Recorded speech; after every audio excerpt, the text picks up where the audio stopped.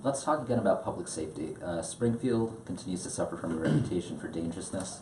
The violent crime rates have decreased in recent years. They're still elevated well above the national average. And at the same time, recent allegations of police misconduct in the city have sparked claims by several city councilors that the city is not transparent in dealing with these issues, and even some calls to replace the police commissioner with a civilian police commission. These are local issues, but as state legislators, you have some role in setting criminal justice policy.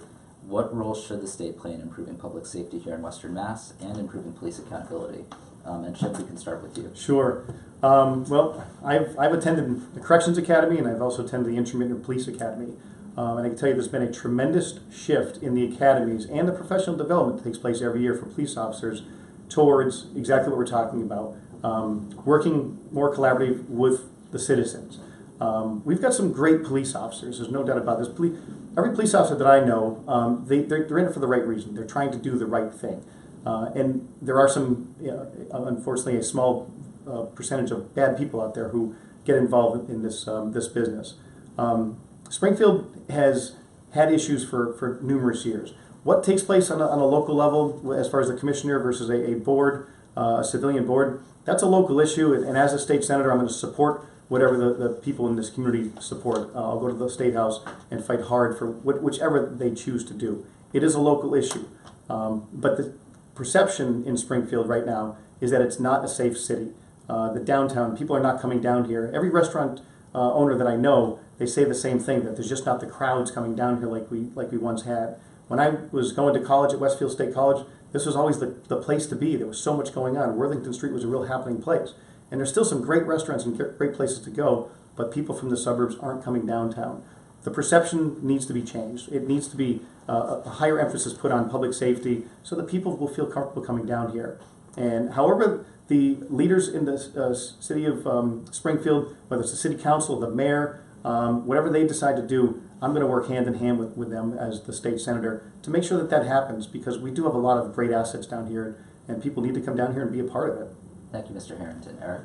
Well, thank you, Dan. So it's a vitally important issue, and I'll break it into two parts. First part of your question was on public safety specifically. So there's a few things here that are very important. You used the word reputation, and I think it's important to understand that a lot of these issues are perception issues, and there's a lot of wonderful things actually happening, not just in downtown Springfield, but in all of Springfield right now. We mentioned a few of them: the new Valley Venture Mentors opening, the new Innovation Center, the new Cultural District, just a few blocks from here. So we need to do a better job of kind of boosting the self-esteem of our area and saying, we have a lot of great stuff happening and a lot of great things happening, which is one of the reasons why I've worked in my role as chair of Tourism, Arts, and Cultural Development on new funds, for example, for the Spirit of Springfield, to bring in more visitors, bring in more attractions, more energy, share the story of all the great stuff that's happening here, and also, very importantly, to help market our region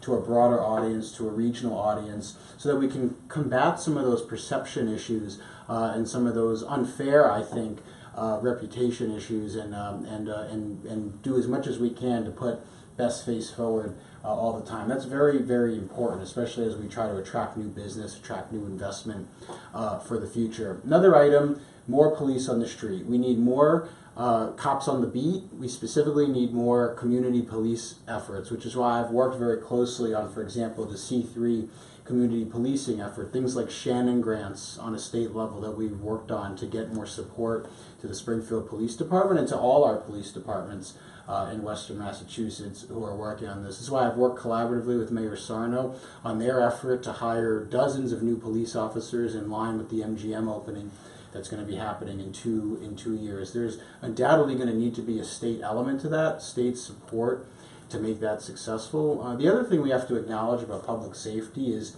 it goes hand in hand with our substance abuse crisis, and we cannot get a handle on the public safety issues facing our area until we get a handle on the substance abuse crisis, which is why I've worked, for example, voted to increase the penalties for trafficking of fentanyl, which is a very dangerous additive to heroin. It's also why I've worked on a new, for example, with the State Department of Public Safety, on a new heroin trafficking task force to improve coordination among these different groups. It's also why I'm a strong advocate of reorienting our criminal justice and our public safety approach around public safety away from the lock 'em up and throw away the key model and towards a model that focuses more on treatment and prevention of these types of issues in the first place. And as far as community and police relations go, which was the second part of your question, I was getting there. So the second part of your question, I think unfortunately right now we are facing a deficit of trust. And when that happens, we need to work on getting people in rooms together, increasing collaboration, increasing discussions, increasing FaceTime, frankly, between the two communities. That's why I think community policing is so important. That's why I've been an avid supporter of the C3 initiative in Forest Park, which we represent part of, and other areas of Springfield. It's also why I've been a strong advocate of increased and improved training at our police academies and for our law enforcement, so they feel the support they need to be able to go out and do what is a very dangerous and very tough job day to day. They need to know, police need to know that their state government supports them, and the community members that often feel like they don't have a voice in the process need to feel like the state is supporting them as well. Can I follow up? You have more time than me. Sure. Okay, just a quick one. One thing that is proven to work is community policing, and in the town of Ludlow, where I work as a police officer, we hire people from that community. So when that person responds someplace, more than likely they're well known within that community. I would like to see not just the city of Springfield, all cities in the state start hiring people from those neighborhoods and then put them back into those neighborhoods as police officers. There's a great deal of respect that's taken place when your neighbor who lives in your neighborhood is also the police officer. That's the old model of community policing, and it worked. I would like to see a return to that. And if there's a way that the state government can incentivize local police departments to start bringing in, people who grew up in those neighborhoods, who are interested in law enforcement, and then to stay in those neighborhoods as law enforcement officials, that works. That's very powerful when you know the people on the street and they know you. There's a mutual respect back and forth.